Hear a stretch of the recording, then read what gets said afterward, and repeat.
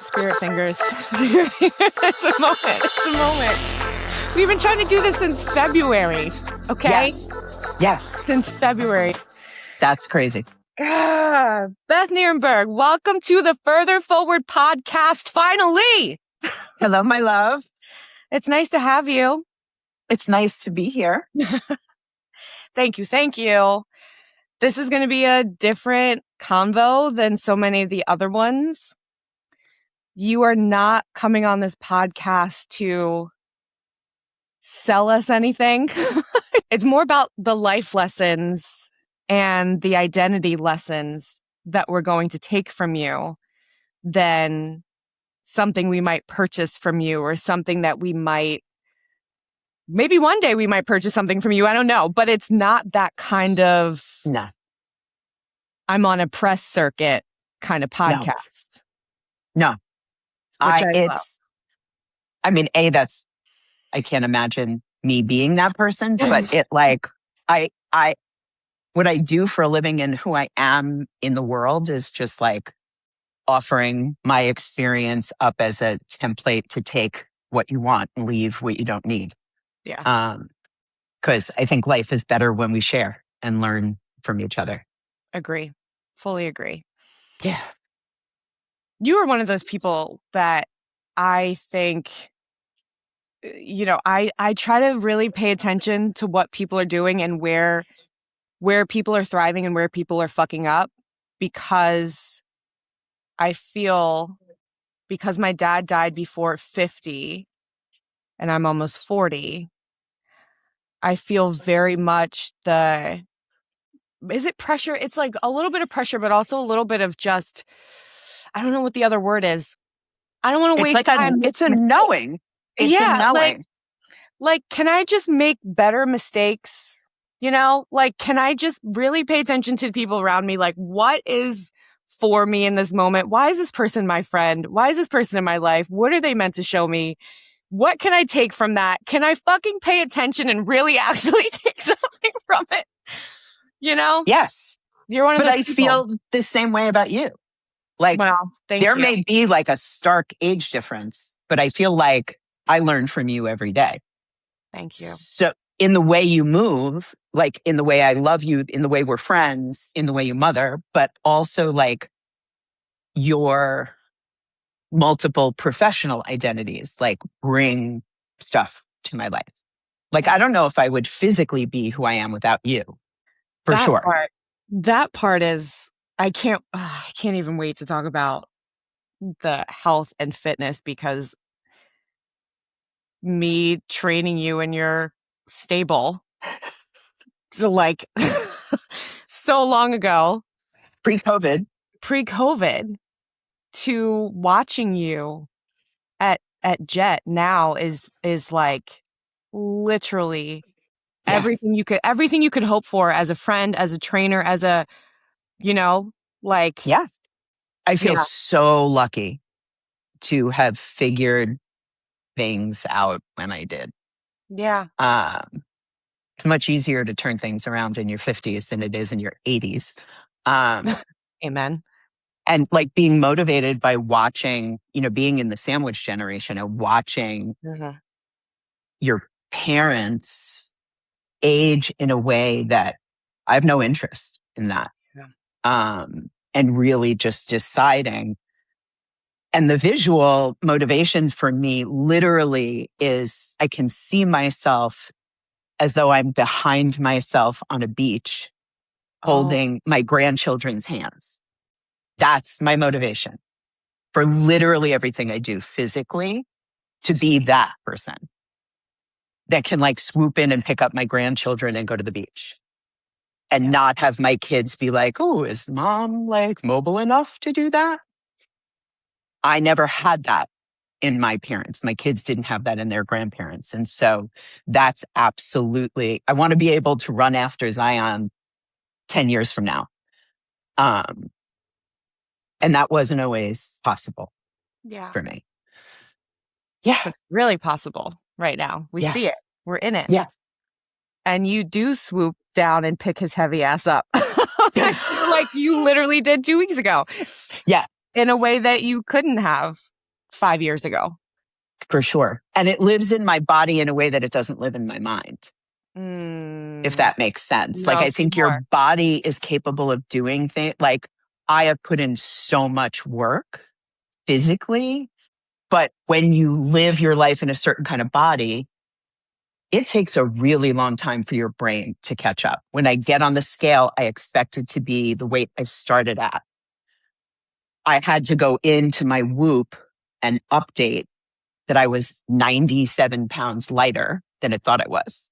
Wow. Right. Like, but my brain doesn't always see that. Right. What my brain sees is this older version of me. So it takes like cognitive reframing to Yeah. remind myself that I am not in that body anymore. Right. I'm definitely gonna need to know. I'm gonna need to know more about what that feels like physically. I can get there mentally because of like fighting old patterning and like knowing that you're no longer this little girl who doesn't have a voice, who can't control her environment. Like I can get my brain Yeah, can do that, but because I haven't lived in a body like yours, it's hard for me to understand like what I mean, I guess it is essentially the same thing, right? it is. If I'm fighting being like, Ashley, you're not 6, right? You're saying, Beth, you're not X amount on a scale. Right. Or I'm not like 48 with pain 24/7. Right. Oh, Like my knees don't hurt anymore at yeah. all. Yeah. But there are mornings where I throw myself out of bed and I brace myself Wow. because that used to hurt. That used to hurt a lot. It doesn't hurt anymore unless I've done some squats I don't want to talk about and then it hurts. But usually it doesn't hurt. And Yeah. when it does hurt, actually, like I cherish being sore. Back in the day, I used to send you little middle finger emojis just to Yes. let you know that I was walking like a duck. Yes. Um, and now I celebrate that because it means that I've leveled up because it takes Right. a lot more work for me to Right. get to that place. Mm, Yeah. I know. Okay. Let's go back Hmm. because Yeah. Take me wherever you want me we're to go. in it. We're in it. No, this is exactly what I wanted.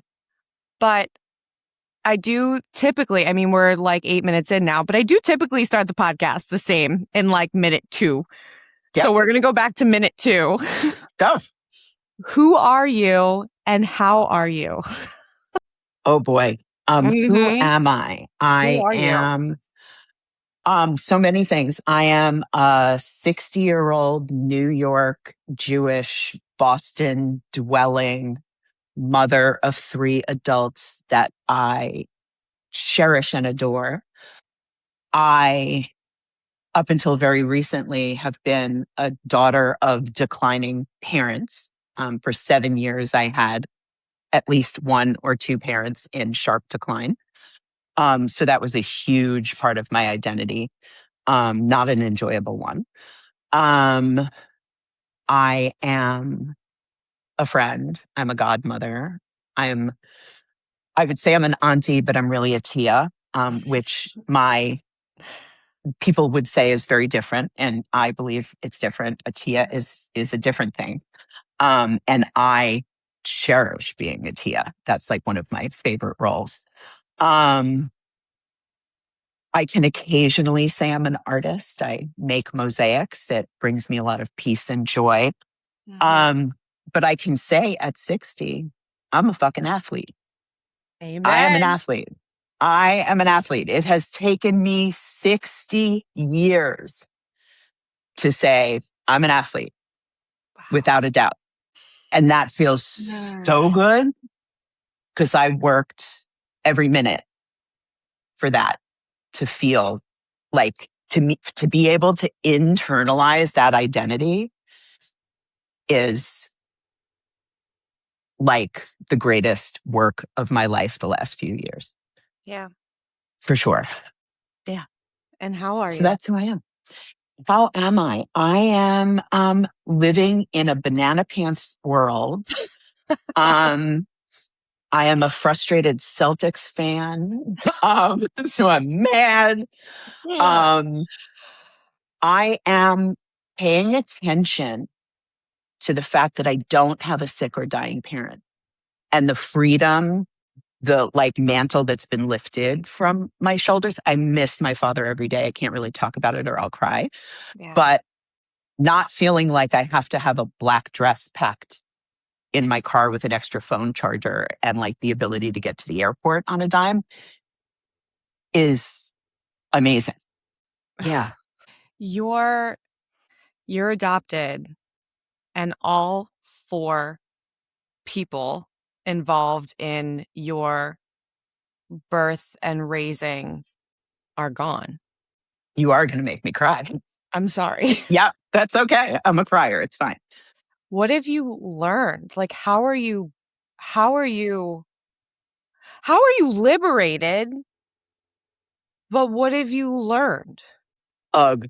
Um, I know, I'm sorry. so that's okay. That's okay. You know, it's funny. I was thinking today about like this idea of shifting identities. And one of the well, I feel like there's two parallel identities. One is my identity as a mother has absolutely shifted because I have adult children. So Mhm, I'm mothering, but very differently. mhm. But my identity as a daughter feels like it's gone. Um, so from a loss perspective, I never got to meet my bio dad. So I missed his life and his passing. My bio mom died fairly suddenly, and that was a profoundly complicated relationship. And then my mother, who adopted me, died after a long, pretty sad, awful decline. And my dad lived to be almost 92, which nobody would have expected from the smoking, martini loving, not exercising, junky food, fresca addicted man that he was. But I learned more from his passing than I learned from anything else I didn't because expect you to say it was that a gift. It was a gift. It's the only clean passing I got. It's because the you were only there. one. I was there. I was of service. I don't Yeah, know what other way to put it. yeah. So I'll tell you the story that will definitely make me cry. But I didn't really think about this until my father was gone in this exact way. Oh, Right. So my whole life, my father told the story about how he came to pick me up from the hospital when I was 3 days old. I was adopted. It was in 1965. It was like an private adoption. And a 31-year-old man, my father in 1965, rolled up to a hospital by himself because my adoptive mother was not capable of getting her shit together to go get me. My father came alone and like took me from my grandfather all by himself. And I always knew the story, but I didn't really think about what a brave thing that was to do in 1965 as like a 31-year-old man alone.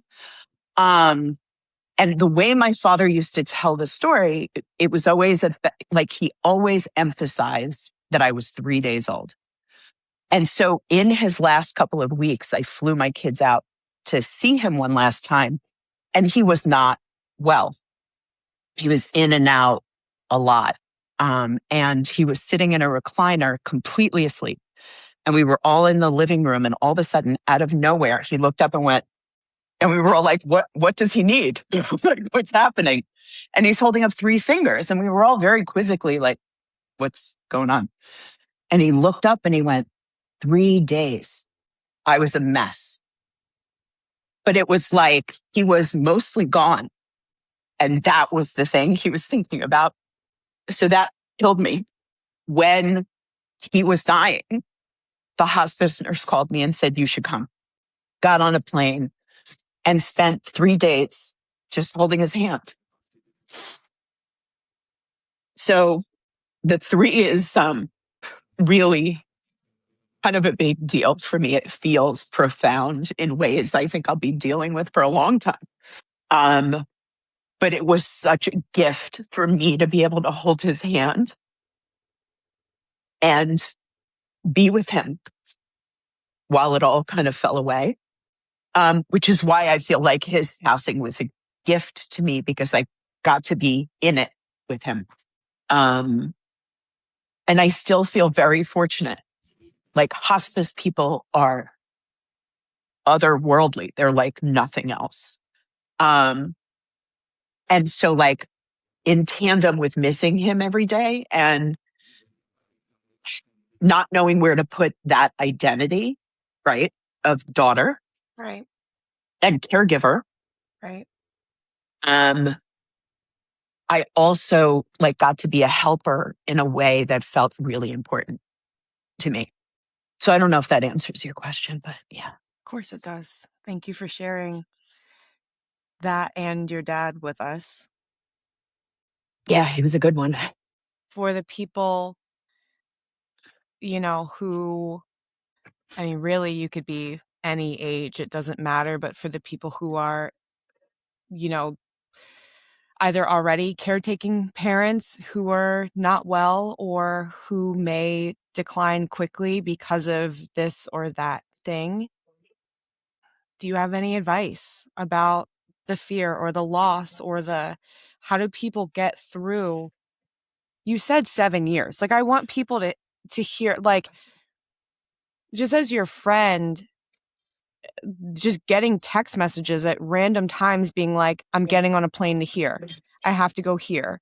I have to go settle this. I have to talk to a nursing home director. I have to call, like, it, Yeah. the amount of mental space that you had to put into caring for two people who live nowhere near you, Yes.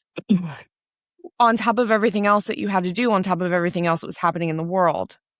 I don't want people to miss that. So it is like, when I ask you to give advice or thoughts, you were really fucking in it. And I want people to know that this is not, oh, your parents died, and that, which is bad enough, but it's like, it was very, very Yeah, involved for you.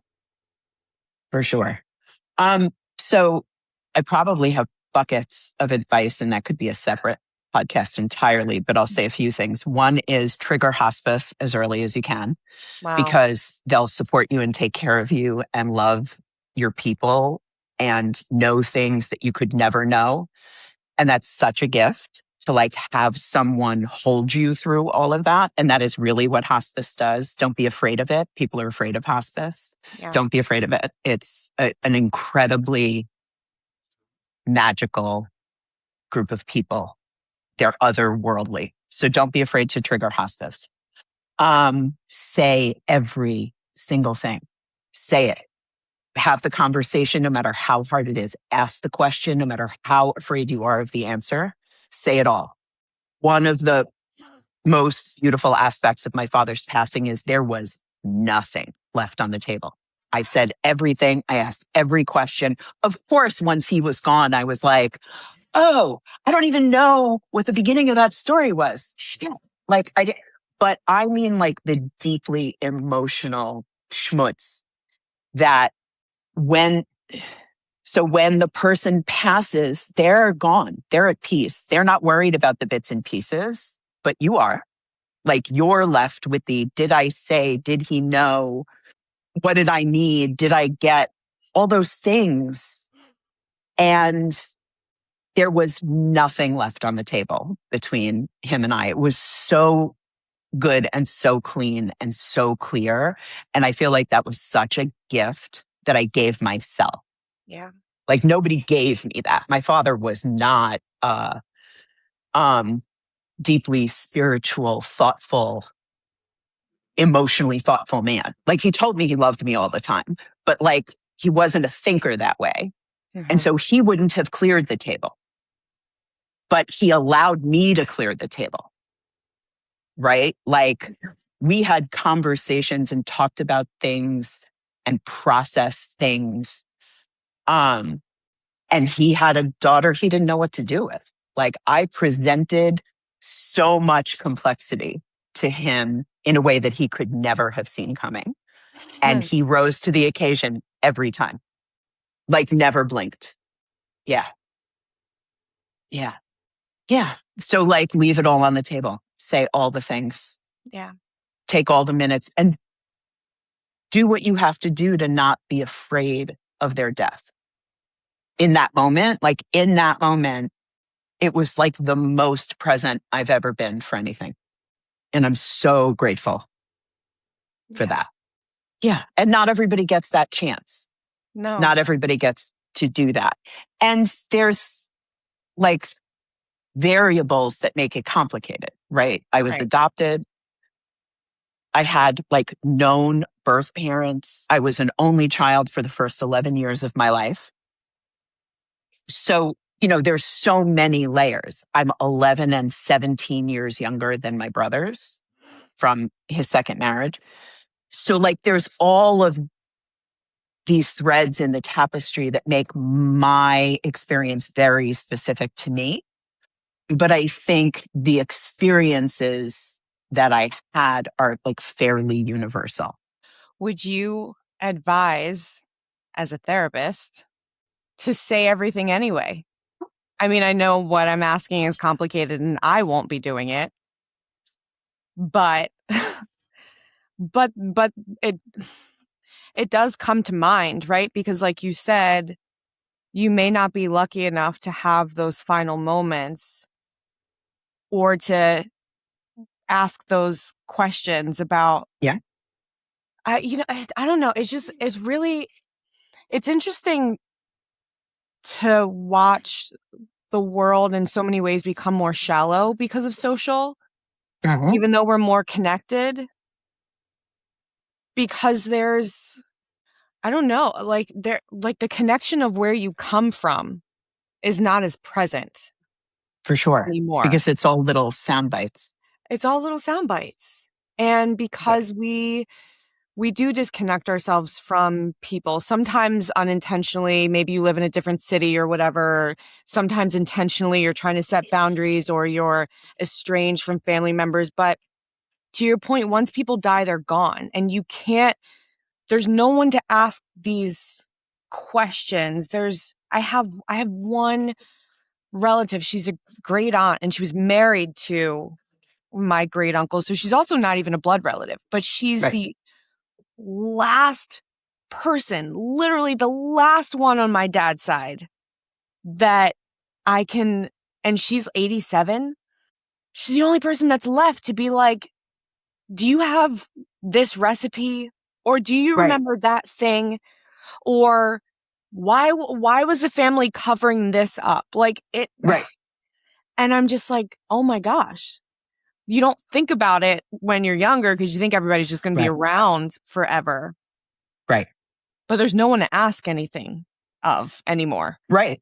Right. That's Same. crazy. Same. I have a friend, Michael, who's a genealogist. He's very Mm. sweet. And before I ever knew who my bio dad was, he said to me, he changed my life. He said to me, I know, like I ask you lots of questions as a therapist. The only thing I have to offer you as a genealogist is it's really not advisable to have a family member who holds a secret that nobody else knows the information about because they could drop dead on a dime and the secret is gone. It's gone. And at the time, that secret was my bio mom's unwillingness to give me my bio dad's name. She wouldn't Wow. discuss it with me. And Michael was like, I know you guys aren't really communicating and that your relationship is bad, but she's the only person that knows. And she could take that with her, and I think it would kill you. So can you ask her again? And that gave me permission to ask it in a way that she couldn't deny me again. The outcome wasn't delightful because my father was already dead, but it gave me my sisters. Like it Yeah. meant that I was able to find my sisters, which has Yeah. been like one of the greatest gifts in my life. Yeah. Not Yeah. going to cry again. You can.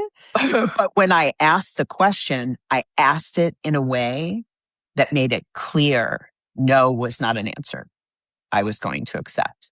And so for the first time, she just told me his name. Wow. Like, But if Michael had never said that to me, I would have lost the moment. Yeah. Um, Yeah.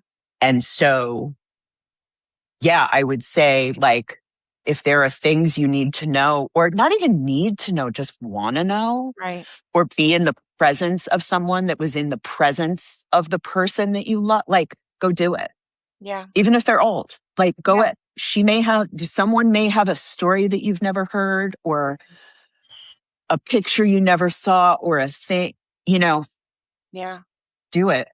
I also, as a trauma therapist, I often, because grief and loss is part of my work with people, I often suggest that when they've lost someone that they need to keep talking to and stay tethered to, that they get a journal that's just for Mm, that person, yeah. that's just for the stories they want that person to know, or the messages because sometimes people just need to get stuff out. Right. And it doesn't matter where it's going. You just have to get it out. Yes. Yeah. Um, and for the people who do it, it also gives you an opportunity to be able to look back, Right. right? Like if you're in a moment where you really miss your mom and you've been writing journal entries to her for 10 years, like go read them, feel Right. connected to her. Um, Right. Not that that's going to ameliorate all of the hard, sad feelings, but it gets some of it out of your system, Right. like your physical system, and puts it someplace. I don't even know. I mean, at this point, how do I want to say it? I don't even know if it's just never going to feel good or feel better. We're so No, used to trying to tie things up and move on. There's no fucking moving on when someone dies. no, Even if the relationship was maybe not always perfect or whatever, like there is just no way you can be like, okay, grief is over. Time to go no. move on to the next thing. Yeah. So I think what happens is sometimes you try to put it in a box and put it on a shelf. Yeah. And metaphorically, it is going to fall off the shelf and end up back in your lap. And that is part of what is it that I can't remember who it was, but somebody was talking about grief on Anderson Cooper's Grief podcast, which kills me every time. But he said, grief is love with nowhere to go. Yeah. I don't ever want to not love my dad. Right. So if what that means now is that sometimes I cry in Costco because it just occurs to me that I miss him, So then be then I'm a crying lady in Costco. right. That's it. Yeah, proudly. And I think that you like being able to do that increases your capacity to love and to be more present with people that you love because you Yes. know that it's all temporary. Yeah, You for know, sure. every time I am like, you know, throwing a wooden spoon at my husband, I'm like, one day I'm going to wish I was fucking throwing a spoon at this man's head. Like, I'm Hmm. so aware of the fact that, Yes, like, the grief and the love are kind of one and the same, and you're holding them both all the time. for sure. Yeah. For absolute. And I think, you and I talk a lot about like being a multi-generational sisterhood. Hmm. Hmm. And you were young when your dad died. Yeah. You were really young. For me to lose my dad at 60 means I can imagine that happening to me. What was the hardest part of that was knowing that my kids were, that was really hard Yeah. because that was an awareness for me the whole time, Right. uh, that someday my kids would be there. Yeah. Yeah. Yeah. Ooh. Yeah. And that I think when you lose your parents young, you don't think about it the same. No. Now, I do therapy with lots of people who have lost parents young, and the grief is present all the time. We Right. talk about it in a million different ways around every single milestone.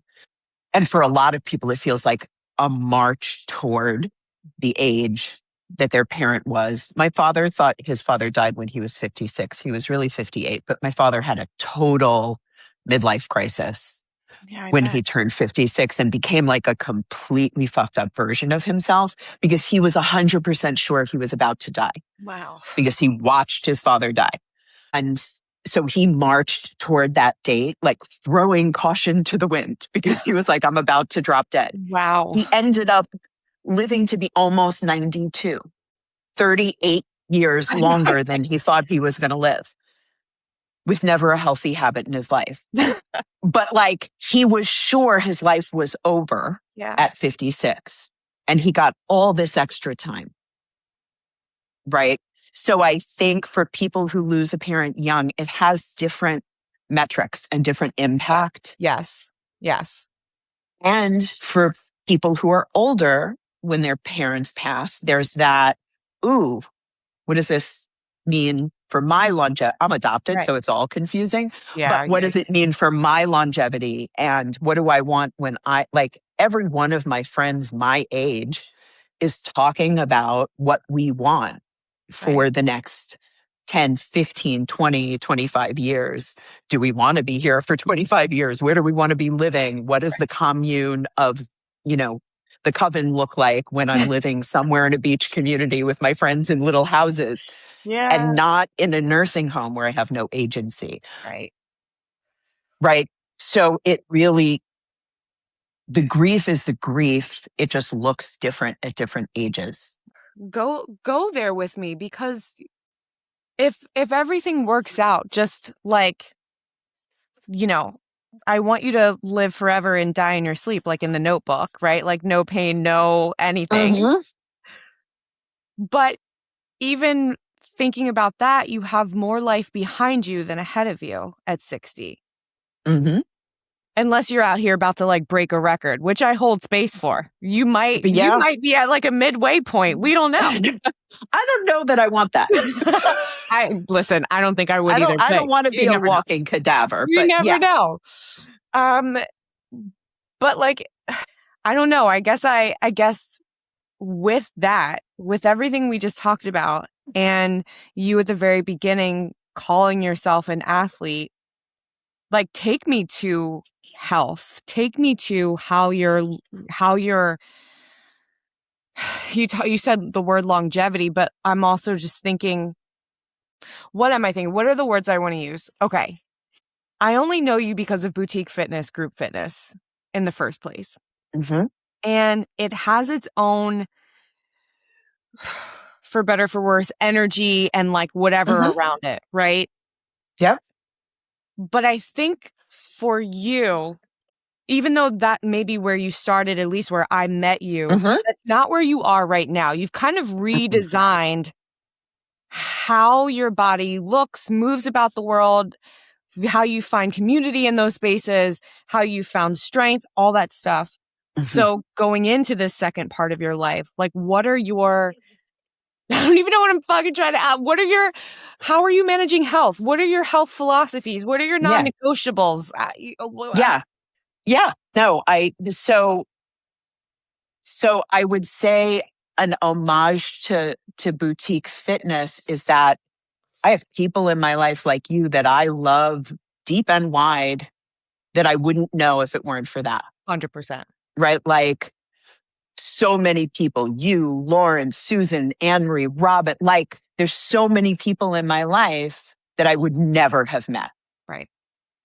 But there's also versions of me that I never would have met.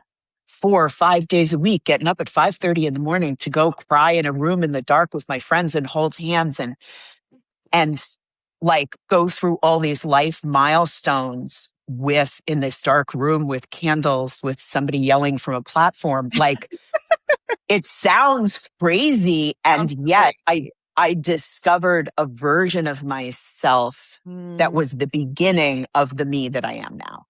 yes. Right? Okay. Yes. Walking away from that was terrifying for me. I didn't have a choice mentally, No. politically, No. emotionally. I didn't have a choice, but it was terrifying because I didn't know how I was ever going to hold that version of myself without that thing. Yeah. And I tried other things and they didn't feel the same Yeah. as you witnessed. Yes. Um, most of my athletic magic has come in connection to you. And so you had an event at Jet, and you know me. I know when I hear that click, right? I walked into Jet. We did that thing. I met Jeff and I signed up to train with him before I left. Yes, you did. Because I knew it was what I always wanted. And you knew it too. Like, it was what I always wanted, right? It wasn't a big box gym. It was a really intimate space. Yep. The ethos of the space made so much sense to me, like in my body and in my mind. Yep. And to be able to support Jeff in what he's doing and what it means and why it is, like, it was the perfect cocktail for me. Yeah. Right. And you were with me when I was like, oh, maybe that's the thing. And it wasn't the thing. Yep. And oh, maybe that's, and it wasn't the thing because I didn't feel it. Yeah. Right. But I met Jeff and I was like, okay, this is home. And the part that I took from boutique fitness, right? And I talk to my clients about this all the time, is you have to figure out what motivates you. And what I know motivates me in part is the group in the group fitness, is the community. Somebody said today, I'm a hooter.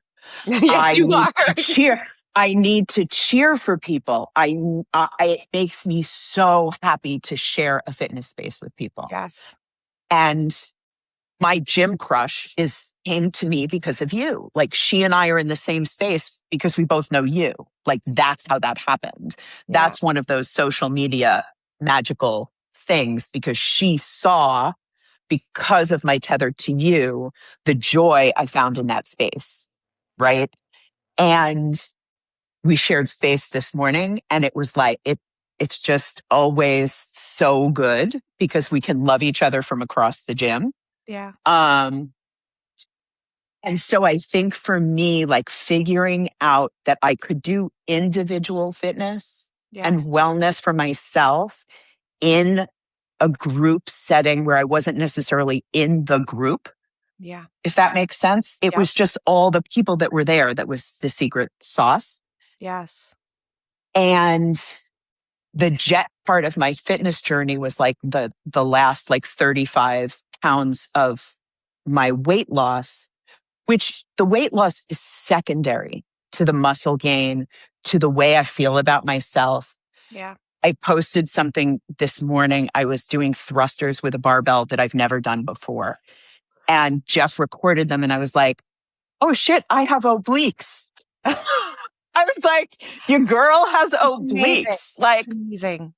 I looked at that video of me and I could have seen the extra skin on my thighs or the wobbly shit under my arms or whatever. But what I saw immediately was that I had muscles because I put them there. My work put them there. Yes. I never hit snooze. I never think about not going to the gym. It's not even like willpower. It just is. Because my job in the last 10, 12 years since 10 years. Since 2016, for sure. Yeah. Since that election, since the day of that election, my job has been not what I thought it would be. It's really hard to sit with people in a dumpster fire and feel like all you can do is hold it. Yeah. And there's just a lot of holding it. Lifting heavy has made that possible, right? You and I were talking before we started about identities. And I feel like the thing that happened for me is that I had a glimmer of an identity as a fit person. Right. I had a glimmer of what I wanted. Sometimes I look in my phone and I find pictures of boxing with Mark in the back of my house. And in that moment, I think I thought I was kind of maybe sort of fit. Right.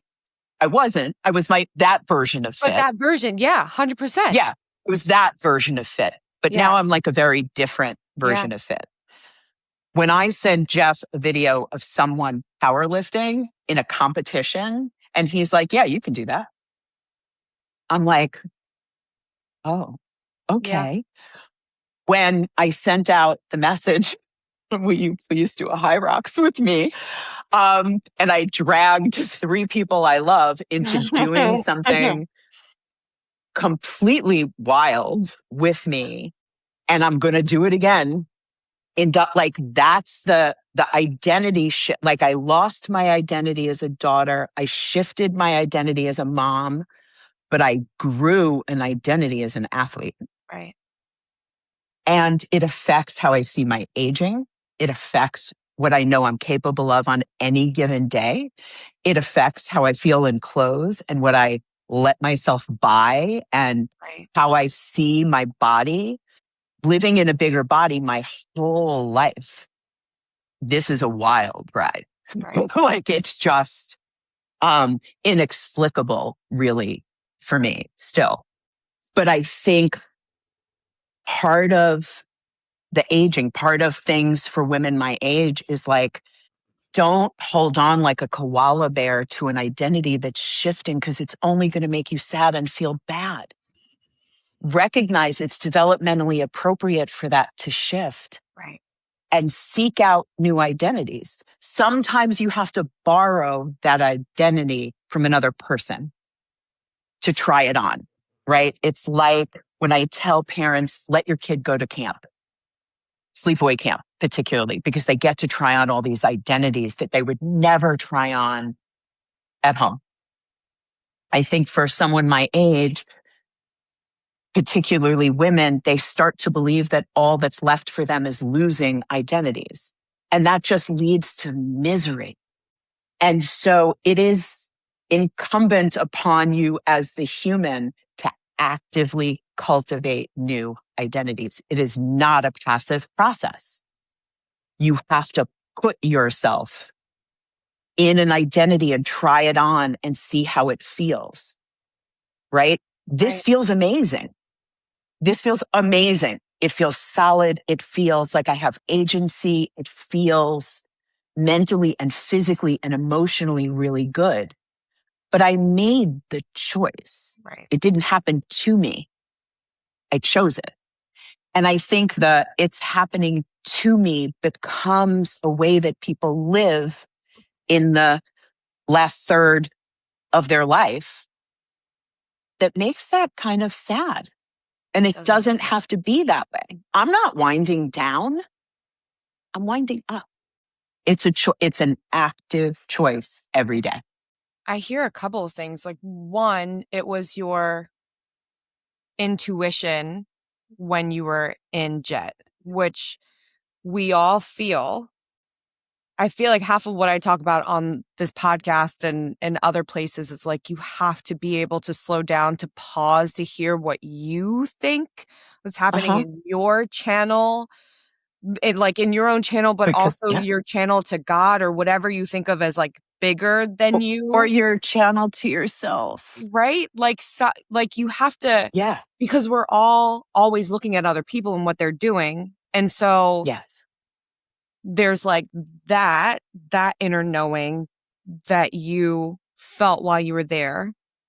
It was also the community that you had already cultivated because you trusted that if Jeff was teaching for the Courage campaign, then he was likely a safe person. Yes. Right. So there was, I mean, granted, I've made many mistakes before with folks, but like more often than not, it's someone that is probably worth at least getting to know or being connected to. Yes. Right. Yes. And then, like you said, you had to cultivate the consistency and keep connecting it to the good feeling because you don't sleep well every night. You don't want to necessarily wake up early every Girl. time it's time, right? But you remember how good you feel. You remember how you wanted to feel. You remember how long you've been searching for that feeling, and now you have to get your ass up Yes. because then it's just you Yes. versus you. Yes. My Whoop was bright red today.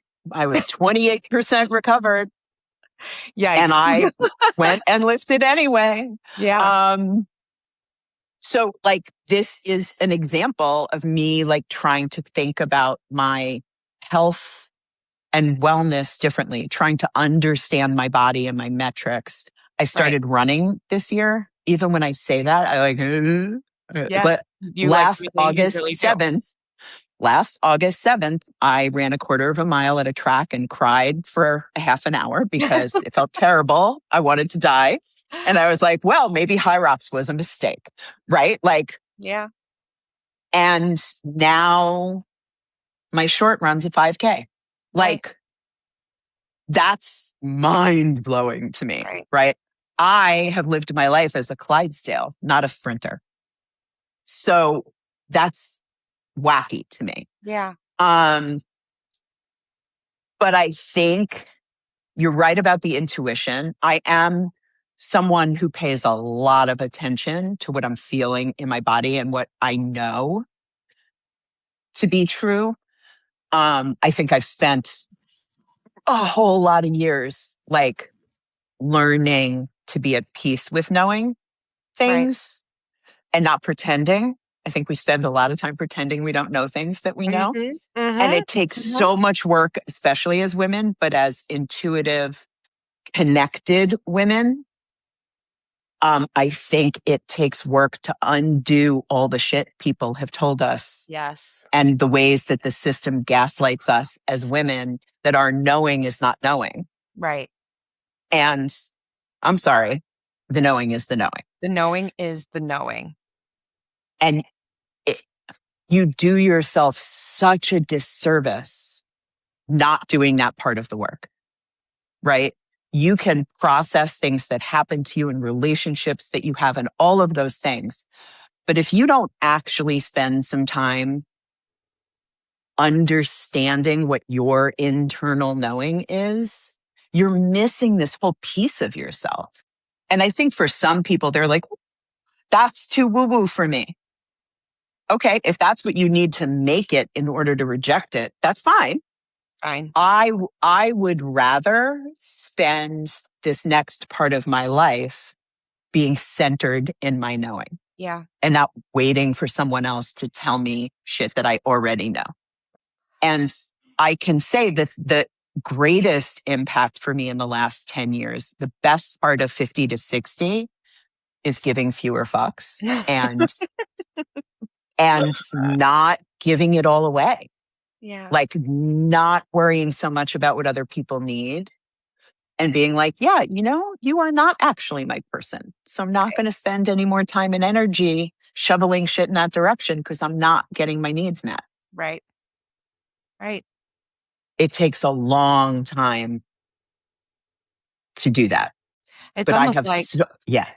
It's almost like you spend your time becoming yourself. Like with each year, right? You're just becoming more yourself. It's not about your, retirement and your 401k and what you're necessarily going to leave behind. It's like who you are when you get to the end, right? Like who have you become? Who are you becoming in the process? Yes. And if you're not becoming more yourself, if you're not what are you doing? What are you doing? How long have you and I been talking about becoming? Forever. How fucking long? Forever. Since the beginning. Forever. Since the beginning. It never ends. I think people live with this belief that there's an end game. Yeah. That you've become. Right. And sure, I guess. I have no interest in that. No. Because then what do you do? Right. Like, that sounds so dissatisfying. But also, like, what do you do with yourself and your time and your interest and your energy and your love? Like, one of my greatest joys as your friend is to watch the evolution of you becoming. Thank you. Same. Like, likewise. That is nothing but joyful for me. Sure, I get Zion out of it. I get Mark out of it. Yeah. I get a baby out of it. Yeah. I get all those things. But being a witness to your becoming is so much fun for me. It's why multi-generational friendships are like so amazing. Yeah. To get to watch someone else's arc. Right. Right. It's the other reason I love working out with Jeff. He's got little kids. He's at a different place in his life. Totally. And his business and his community are so central to his identity that I love sharing space with him. Right. And I said this today, and I really believe it. Sometimes you need to lean into the way someone else sees you and believes in you when you don't feel it yourself. You did that for me for years, like with my physical self, right? When I was recovering from my knee replacements, Jaxie did it for me. She absolutely held what she knew I could get to when I was like, I just need to cry. Like that's not for me. Right. And there's a video that I feel like represents my soul of where I am now when Jeff started adding box jumps into my training. And as someone with shitty knees, box jumps were not a thing. They were terrifying, terrifying, literally panic stricken, terrifying. And someone that wasn't one of us was videotaping from across the room when I did my first, I don't know if it was 18 or 20-inch box jump. And I literally lost my mind. Yeah. Like it was so clear to me that I was never going to get that box jump.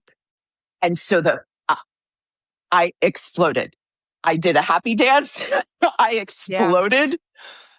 And it was purely based on his belief that I could do it. Yeah. I was able to borrow his belief in me to do that. That was like, if I had to pick a beginning of this physical version of me, that was probably the moment. Damn. This is why it's also so important, like the environments that you choose to be in. Mm-hmm. Because people people be people, and people are people. A lot of people are going through it for so many reasons, and sometimes when you are doing well, it hurts them. It makes them feel like there's less for them. And so to be with people who have nothing but investment in your success, it feels so fucking rare that someone wants nothing from you except for you to just be the best version of you. Like that's totally Jeff. Like that's total, but it's totally you. I believe that. I mean, it's the reason I fell in love with you a million years ago on a bike. It's the reason I was waiting for you when you got back from Soul Cycle training. It's the reason I love Mark. It's because Mark was the first person to say you laced your sneakers. You're a runner, babe. Like, cut it out. Yeah. Right? I am so aware that the only reason the three of you did High Rocks with me was because I needed you to. 100%. Would have never done that shit. And you know that none of us would have done it. None of us. But it was a huge milestone for you. It just so happened to be that you were turning 60. The age was like not even right. Like that was secondary to literally who you were becoming. Yes. And that was what it was really about. And now you're going to go do it with just one other person when that would have been unfathomable for you to do doubles and to do that much work and that much running. You would have never. I would have never. And the doubles will lead to singles. Like I can see, I can see that. And it wasn't accidental that it was my 60th birthday, right? I was talking about intentionality earlier. I chose to put that where it was because I wanted that identity. I wanted to feel like an athlete. I wanted to feel that superhuman. Back in the 80s, I did the AIDS ride. It was 4 days, 3 nights in a hurricane, 363 miles to New York. It was all because of my co-parent, Phil. I never would have conceived. I hadn't been on a bike in 25, like, no.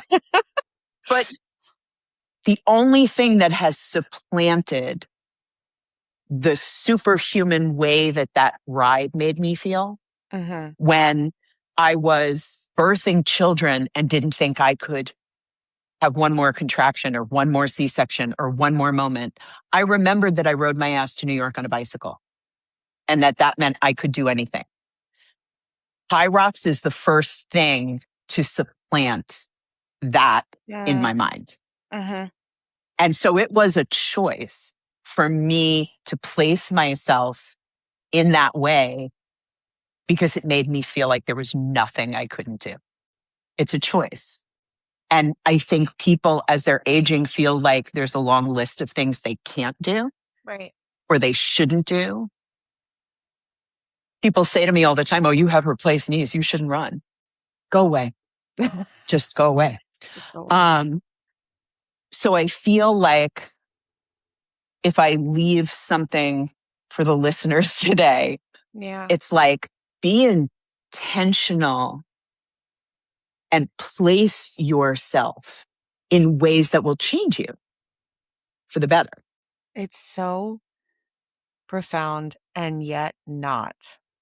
Because we already know it. You just have to do it. You just have to do it. Yes. It's hard until it's not, right? Like it's hard until it's not. And even if it stays hard, like sometimes, sometimes I'm on the treadmill and I'm like, I'm locked in. My legs don't hurt. I'm not like, I don't feel like I'm going to die. I'm in something that is still foreign to me as a runner. I'm like, oh, what's this thing? What's this thing that's happening? And sometimes I'm like, I essentially want to die. Somebody on the internet was saying that running is about thirds. A third of the time it's horrible. A third of the time it's just meh. And a third of the time it's like, holy shit, I'm like unstoppable. Yeah. But you have to do the other 2/3 to have the unstoppable third. Yes. Right? I said to Jeff this morning, sometimes I feel like a superhero when I'm lifting and sometimes I feel like an imposter. Today was one of those days where I did not feel centered.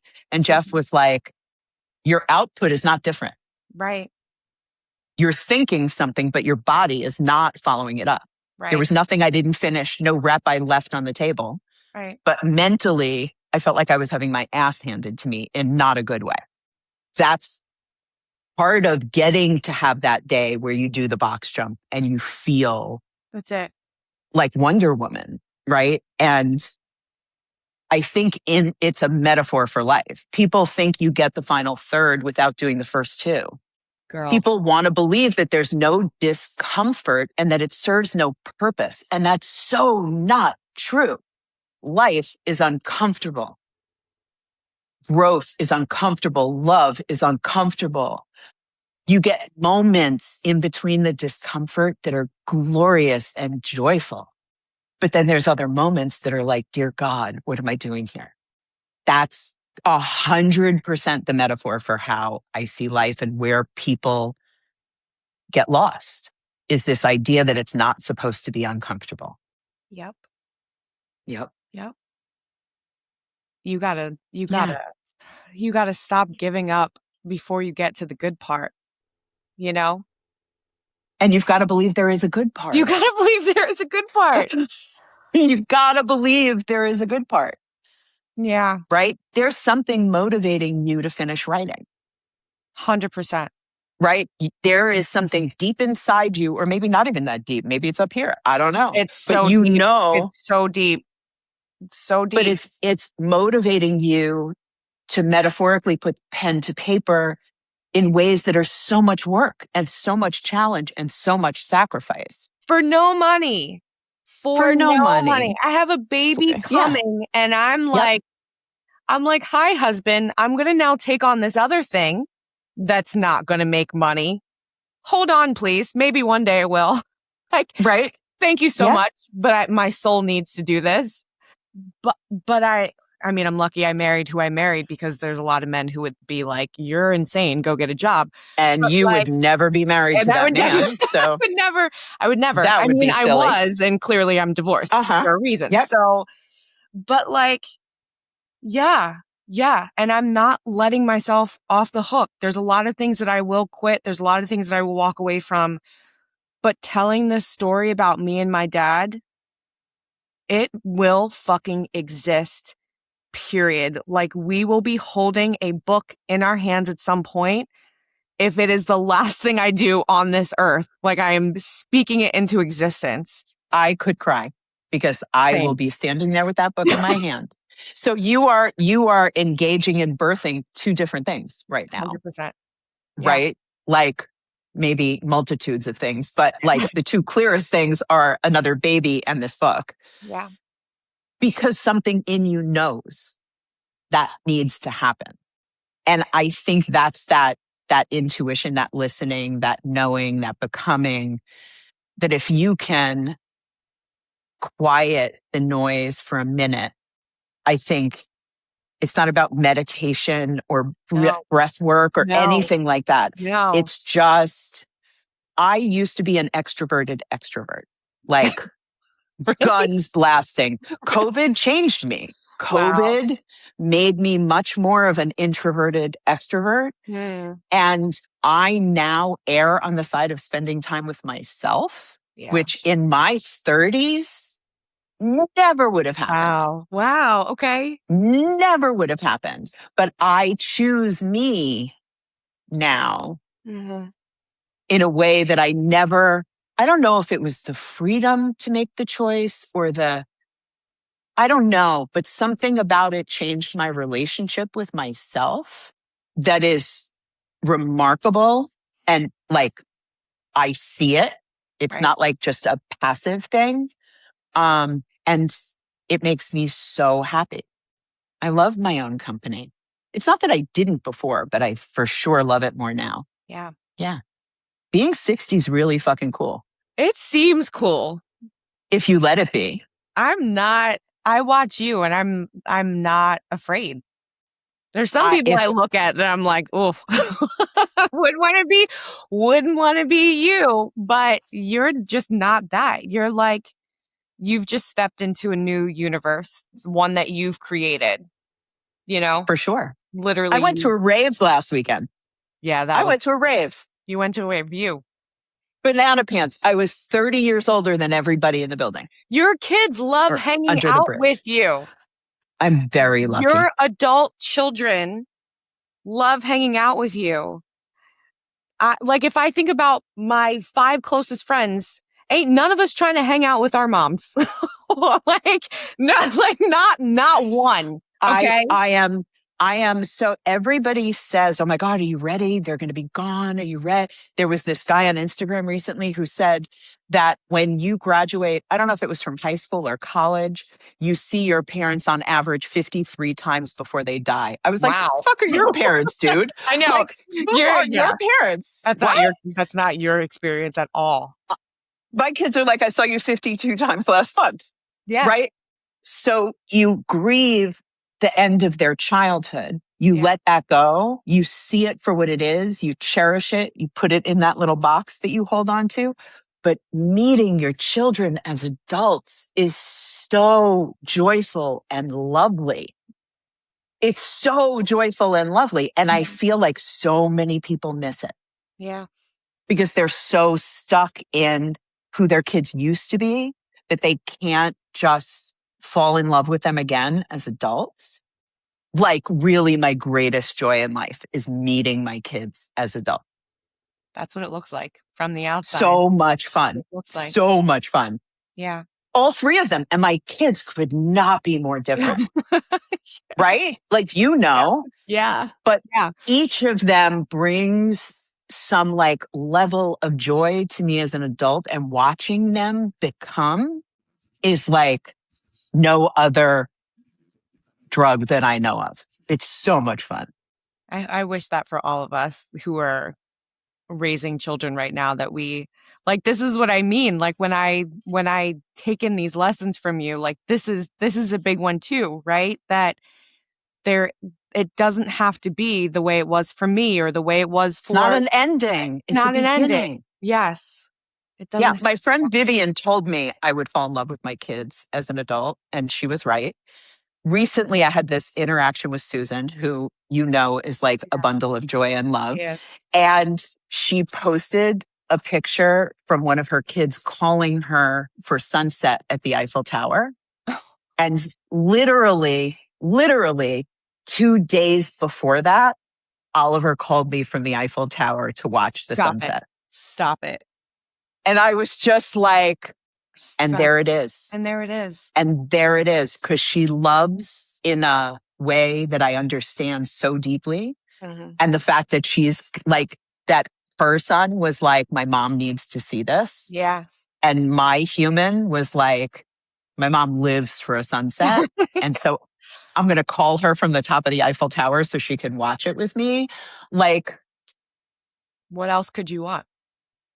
Nicholas FaceTimed me from a waterfall the other day because he knew that it was going to make me happy. Like, let your kids know what brings you joy. My kids are so clear about what like feeds my soul. And that's magic. I still get to be a mom. I'm 60. They're in their 20s. I still get to be their mom. It just looks different. Yeah. Yeah. Oh my God. Okay. Final question. It's, I'm sorry to do this to you because it's not a simple question, but you're you. What kind of world are you building? What kind of world? There's like 18,000 intersections in my mind. Like, I feel like I'm glitching. There was gonna be so many pieces to this. That's why I said I'm sorry. That's okay. That's okay. So I'm not even going to ask you what version of an answer you want me to give because I know you don't have one. So I think the kind of world that I'm building is one where I have strength and agency in the rest of my life, where the people close to me can imagine expansive futures, where I really think about what I want the next third of my life to look like, who I want in it, where I want to be, and to not allow conventional limits to control what that third looks like. Which is why I live it out, like, which is why I share my fitness stuff, which is why I say stuff out loud, because I think sometimes somebody else needs to hear it. They do. And if I motivate one person to go lift a weight, or one person to go for a run, or one person to see themselves just a little bit stronger, or a little more passionate, or a little more creative, or a little more anything, right, then I feel like my work here is done. You did it. Yeah. Yeah. Is there anything you wanted to say that I didn't ask or we didn't talk about? I don't think so. At least in this iteration. Yeah, it's so funny. Sometimes people are like, I remember you did this podcast with Ashley and you said this thing. And I was like, yeah, we do that every now and then. Yeah. And here we are. I just want to say I love you. And your voice, like, never stop living it out loud because it matters. Thank you. And you were saying something earlier, like the institutional transference that I feel with the people that you surround yourself with. I don't know that I have anybody else in my life, because you don't suffer fools and you don't let people hang out around you that aren't of value. So when we were all getting together once a month, exercise, it was with people I adored.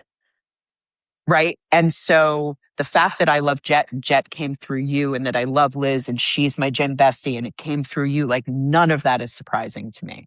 So, like, don't ever stop becoming and doing this.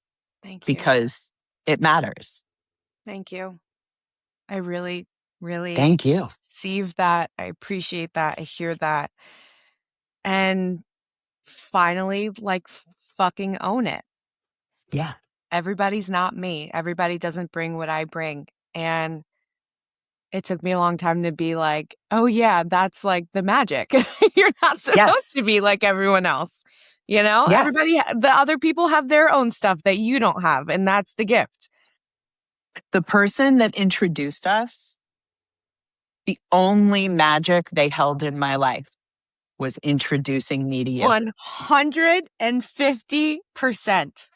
And you know of whom I speak. Like, I do. just That's became it. completely irrelevant instantaneously because the only purpose they had in my life was for me to fall in love with you. That's it. Yeah. Yeah. Yeah. And now here we are. I love you. I love you back. Thank you. Wow. Yay.